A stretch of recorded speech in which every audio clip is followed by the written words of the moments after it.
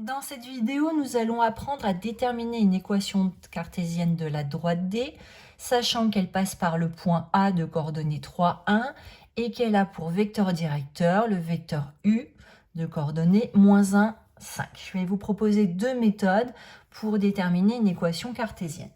Première méthode. Alors, je dessine à main levée une droite D, je sais qu'elle est censée passer par le point A et elle est censée avoir comme vecteur directeur le vecteur U. Soit M, un point de mon plan qui a donc pour coordonnées X, Y. M, il appartient à la droite D, si et seulement si. Donc mon point M, il est sur ma droite D, si et seulement si le vecteur AM et le vecteur U sont collinaires. Or, dire que deux vecteurs sont collinaires, ça revient à dire que le déterminant du vecteur AM et du vecteur U est égal à 0. Autrement dit,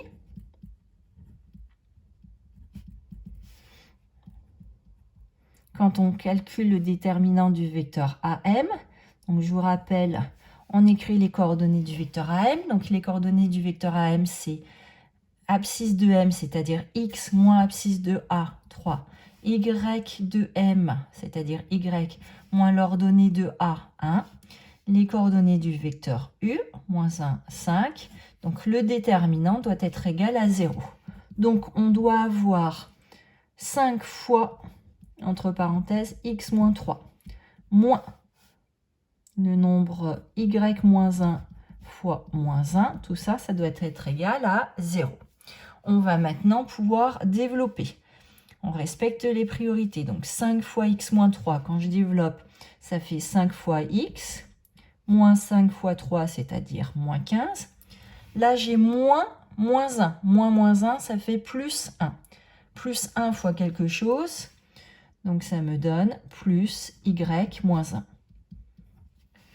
Tout ça, ça doit être égal à 0. Je dois donc avoir 5x plus y moins 16 qui est égal à 0. Ça, c'est une équation cartésienne de D. Ça, c'est la méthode numéro 1. Méthode numéro 2. Donc, la méthode numéro 1, elle s'appuie sur le fait que dire qu'un point M appartient à la droite D, ça revient à dire que le vecteur AM et le vecteur U sont collinaires. La méthode numéro 2. Donc là, dans la méthode numéro 2, on va se servir de la leçon. Si je sais que U est un vecteur directeur, donc U, je vous rappelle, ses coordonnées sont moins 1, 5.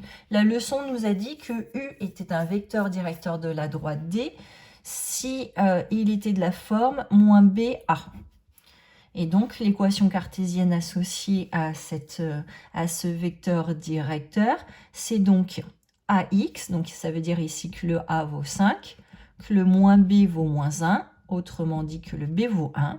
Donc, j'ai l'équation cartésienne qui est donc, je vous rappelle, AX plus BY plus C égale 0. Donc ici, 5X plus 1Y, ce que je vais écrire Y, plus C égale 0. Donc, grâce au vecteur directeur qu'on m'a fourni, j'arrive à déterminer A et B. Reste à trouver le C. Je sais que le point A, il appartient à ma droite. Donc, ça veut dire que les coordonnées de A doivent vérifier cette équation.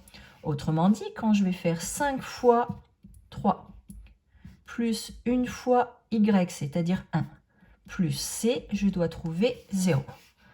Donc 5 fois 3, ça fait 15, plus 1 plus C égale 0. Je dois avoir 16 plus C égale 0, autrement dit, C égale moins 16. On a donc une équation cartésienne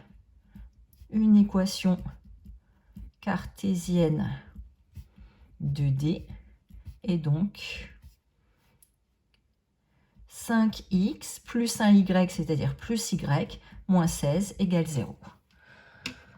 Donc là, pour cette méthode numéro 2, on s'est appuyé sur le fait que si U est un vecteur directeur de la droite D, ça veut dire qu'une équation cartésienne de D s'écrit AX plus BY plus C avec A qui est l'ordonnée de U et moins B qui est l'abscisse du vecteur U.